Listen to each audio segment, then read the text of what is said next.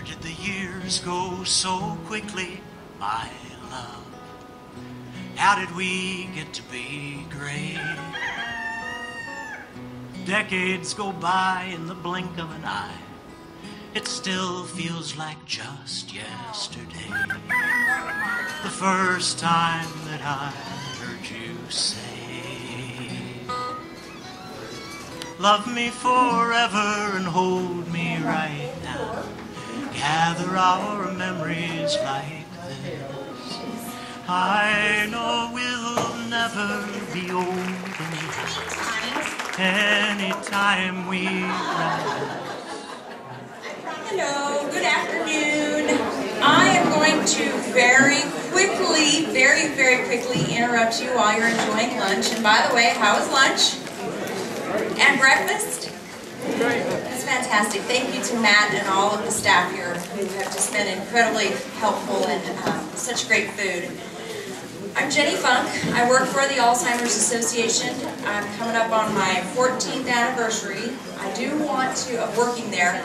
I do want to wholeheartedly say thanks to the previous speakers and wholeheartedly to Dr. Lozano, who you just heard from. I absolutely relate to, I'm pretty sure, everything that she was talking about, other than my family is not Hispanic. But I'm now a primary caregiver for my mom going through this. So, Yvonne, I truly think that it would be helpful to continue to watch her presentation over and over. So I do want to just point out something that, as you may or may not have noticed, Mark from the Geriatric Education Center is actually filming all of the speakers today. And there's a form out on the registration tables that show where you can actually sign up to get a free DVD of today's conference, as well as any of the other conferences that the association has partnered with the Geriatric Education Center. So, just want to make sure that you do have that available. And I just want to take a couple of minutes to tell you about more resources that are available and about programs and services that are available through the Alzheimer's Association. I also want to take this time to say thank you so much to the volunteer committee who worked very much with Maxine from our office, and so Tina Woods and Joe Carroll Smith and Bethany McKeska and Peggy Hilkington, I do not want to mess up names, and the Dementia Care Advocates of the Hill Country. We very much appreciate support, because we wouldn't be able to have this education here in this community today without volunteers. I'm the Program and Advocacy Director of the association. And also, while in the background, I also just kind of want to point out that this website, alz.org, of the associations is excellent. We do have a chapter website, but pretty much I would say every day we get on to alz.org because we have a question posed or we have a resource that we need, and it's just an excellent website. So I kind of want to go through just a couple of things. I also want to thank all of the sponsors and underwriters and contributors that are out in the main hallway.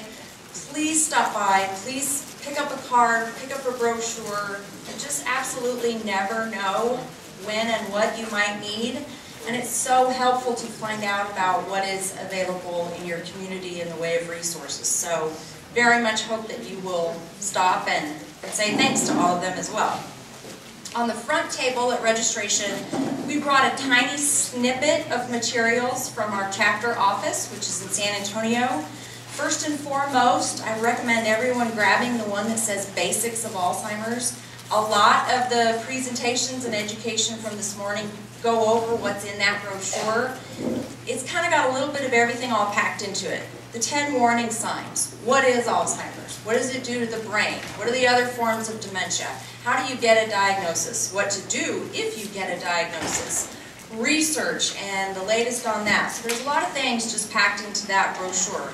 As well as anything else that's out there, please grab it. On the back of all of our materials is an 800 number. Our helpline is available 24 hours a day, 365 days a year. So I think about holidays and how incredibly difficult they are. We're blessed. We don't, as staff, have to work on Christmas Day. That doesn't mean that as caregivers, anyone is typically actually more of a stressful day than a lot of others. So our helpline is available 24/7. It is staffed around the clock from our national office up in Chicago, and they are able to answer questions, to listen. If 2 o'clock in the morning is the only time that you have an opportunity to call, you have a question, you need a resource, you want to find out about something local, they have the ability to get that information.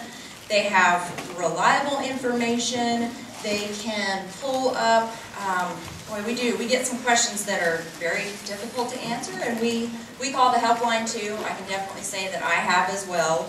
It is for people who have Alzheimer's or any form of dementia. It's for caregivers, it's for professionals, it's for all of you, it's for anyone who wants to call it at any time.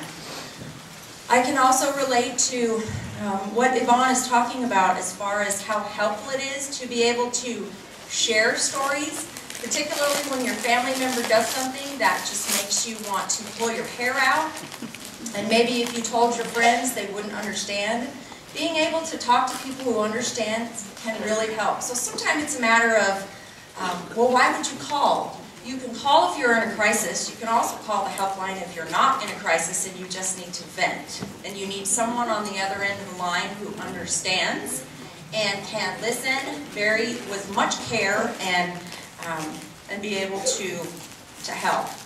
We have care consultation, master's level clinicians who also, if someone calls and says, I'd like to have information about support groups or what type of long-term care is available in this community, they can give that information, but they can also bring in a master's level clinician 24 hours a day.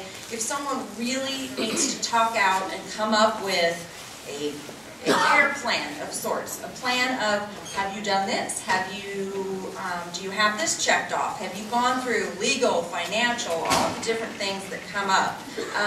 Just help with decision making. The role of the association is absolutely not to say, go here or don't go here. Our role is just to help in, if you're telling us that as a caregiver you had a heart attack last year because of the stress, our role is to wholeheartedly, when you say, how do you know if it's time to get some respite? Well, it's time, and we want to help with that process. So we do have crisis assistance. The helpline is available in more than 70 languages, resources to local services, information about the different diseases, medications, information on brain health. One of the newest classes that we have available is called Healthy Habits for a Healthy Brain. It goes through not prevention of Alzheimer's disease, but it goes through the latest research on healthy aging and things that you do have control of to help lower your risk of getting dementia symptoms or possibly staving off symptoms by 5 or more years, and just a whole class about healthy brain aging. Also information about, kind of like what Yvonne was talking about, skills for quality of care. How do you get someone to bathe when they absolutely resist or they insist that, those clothes have not been on for the last 5 days? Just a couple of other things. There is a program called Alzheimer's Navigator. We get a lot of requests for online information. Navigator is a system where you can put information in as a caregiver, and it really does. It will basically come up with a care plan, a checklist, really individualizing a plan of, next action steps for families. We have Community Resource Finder for all of you who are professionals in the room. Community Resource Finder is the database that we are using to find local resources. We also need for you to know that in order for your local resources to be in there, someone has to enter them in. It's all free, but again, if you'll go to alz.org, or if you just want to Google Community Resource Finder, that's where there's all kinds of information about local resources available. We have All's Connected, which is a program, we kind of think of it as similar to how Facebook is a networking Well, All's Connected is a networking site for individuals who either have Alzheimer's disease or family caregivers who want to get online, who want to share information, who want to have that kind of connectedness, and that's another program that's available. Our Caregiver Center on alz.org goes through information about stages of the disease and appropriate care during each one. We also have an incredible safety center that specifically goes through education on wandering. We know how incredibly prevalent and how dangerous it is when someone wanders. It happens. We get calls of things that happen all the time, and it's very, very frightening. So we have information on wandering, tips on how to handle it, tips on things that you can do. Also driving. We have a new resource on driving and how that by far is one of the most difficult conversations to have, one of the most difficult decisions to go through, and just tips about the whole thing and how to, no matter what. I mean, I would have never expected in life that I would have to be the one to go through taking the car keys away and having to do a therapeutic fib and now having to rip parts out of the car underneath the hood so that, I don't know why the car's not working. It's a really, really tough, think if if one day you were told you can no longer drive, it's by far one of the most difficult things. We have a lot of tips and suggestions on how to handle that one. We also have free online workshops that are available. You just do alz.org/e-learning. We have chapters all across the United States. So say you have a sister in Seattle who needs some support or education or absolutely is in denial about anything that's happening with Dad, and you are the one who is directly taking care of someone. We wholeheartedly want for people to know that the 800 number is national, and there are chapters across the United States that cover every county. There are also support groups. Last year we started our first support group for individuals in the early stages of Alzheimer's disease. It was extremely successful. Family caregivers met in one room. Those with the disease met in another room, and the feedback was phenomenal. How incredible to be able to, again, talk with people who very much understand. I could see me in one room going, boy, my mom, she does stuff, and I think that she's doing it on purpose, and I get so angry, and then I feel so guilty, and I can see her in the other room going, my daughter, she is just trying to take everything from me, including my driving. So anyway, they're confidential, they're separate, but we also have a telephone support group for anyone who is not able to get to a support group in person, and having co-facilitated that for about 2 years, it's highly successful. Even though I can't see you on the other end of the phone, by the time we would get done long, about 2 hours, everyone on the phone would say, wow, thanks so much for sharing your stories or your suggestions or how you handle different things. Trial match. I have to talk for just a minute about research, because ultimately the goal of the association is to find a cure for Alzheimer's disease.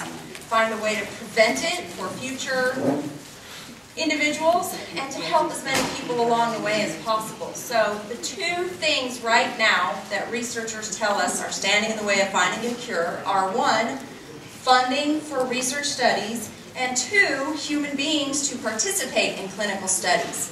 So I kind of make a joke about it, but there really are only so many mice. And there does come a point in research and clinical studies where they need individuals to participate. Not in any way just individuals who already have the disease, but what we would call well volunteers, those that do not, who either do have a family history or don't have a family history. Which means I can't more highly, if I have to beg, ask for all of you to look into Trial Match, which is now it's really a worldwide, but a national program where you can put in your basic information and it will, all of research and clinical studies are put into it, and it's kind of not a dating matching service, it's a clinical trials matching service to try to get more human beings enrolled into clinical studies. You know, it might tell you that the closest one to you that you might qualify for is in Georgia, or it might be right down the road somewhere in Texas. So trial match is really important. We do have information on the front table about it. And research is not just somewhere off in Sweden, and it's not just about medications. There are clinical and different types of research studies happening all over the state of Texas, and some of them involve quality of life, learning about different, you know, what are the best ways, the best practices of taking care of someone. So they're not just all about finding a drug to cure this. I also, for just a sec, need to talk about advocacy, because as we have seen with other diseases, this is a wonderful thing. The death rates of individuals with breast cancer, with heart disease, with a whole slew of diseases that cause death rates are on the decline. That has a huge thing to do with raising awareness, which then raises funds, which then funds research that can lower death rates, and people can live longer with different things. With Alzheimer's disease, it's incredibly out of whack, the amount of people who have Alzheimer's disease and the amount of research that's done. And a lot of that has to do with, we need advocates. And we are wholeheartedly not asking for you to have to jump in the car and join us for Advocacy Day at the Capitol, but all of you took an action today if you filled out that advocacy postcard. For us to be able to walk into elected officials and say, look at this. Every single one of these people are impacted in whatever way by Alzheimer's disease, and we need for you to support the National Alzheimer's Plan to preserve Medicaid benefits in the state of Texas. All of those types of things are really important through advocacy. So very, very, very much appreciate if you sign an advocacy card and wear that sticker and basically take an action to help make our elected officials understand the prevalence of this disease, the severity of it, and how much more attention needs to be paid to it in order to get more research funding to find a cure. Out on the front table, there's a sheet that we have some handouts that say 2014 year in review. It basically goes through across the board everything that our chapter that serves 47 counties did last year. You're welcome to that. And last but not least, I just want to give you a couple of dates on some upcoming events. For the first time, our chapter is going to try blondes versus brunettes, which is just like it sounds. Other chapters have done it, and it's been extremely successful, and it is very much about targeting women. There are more women than men who have Alzheimer's disease. There are more women than men who are caregivers. Last year, the association did a full fact sheet on all kinds of information related to women. So this particular event is targeted at the sandwich generation, those who are taking care of family members, both young and older, and also for women. So blondes versus brunettes. We do have Texas Alzheimer's Day at the Capitol on April the 2nd. There are postcards out on the table regarding that. We are hoping to get as many people in purple to join us on the Capitol that day to advocate for more training for professionals in long-term care who take care of people with Alzheimer's, to preserve Medicaid, to help us pass UAGAPSHA, which is a guardianship law that Texas is about. There's only about 5 states that haven't approved UAGAPSHA, so we're going to the Capitol on April 2nd to advocate for those things, and would love to have you. We've got a golf classic, a gala. If you are interested, we are also going to put on a full-day educational symposium in San Antonio on May 15th. It will be a whole slew of different presenters, and our keynote is our top scientific researcher at the association is coming to Texas, and she will be our keynote, and she will very specifically talk about updates in research. That conference is also free to attend, and we brought some flyers on that. Later in May, we will be doing a symposium in Brownsville. Our chapter covers all of South Texas. And just a couple other things. I don't know if you might have seen it in the news. Both Marshalls and Dillard's, which I understand it would be a drive, but whenever we have companies that that sign on to do as much as they possibly can. We want to spread the word. So marshals from March 1st to the 15th, they are going to put those things at the cash registers to be able to make a donation. And Dillard's from the 16th to the 21st of March are having a type of event related to Tahari dresses. If however they get sold, they're going to donate a part of that, a piece of that. So that's it for me. I'm going to shush. Enjoy the rest of your lunch. The next presentation is at 1:35, so we have plenty more time to eat. And thank you all very much for being here today. We really appreciate that you're here and hope that you get a lot out of this full day of education. So thanks.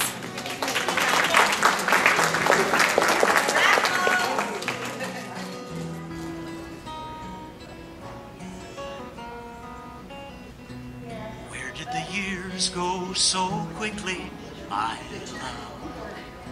How did we get to be great?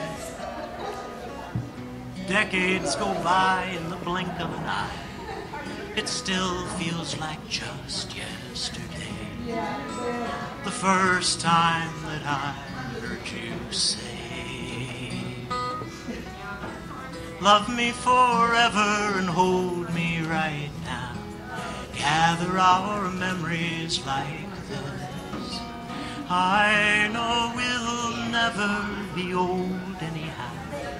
Anytime we reminisce, I'll be as young as you.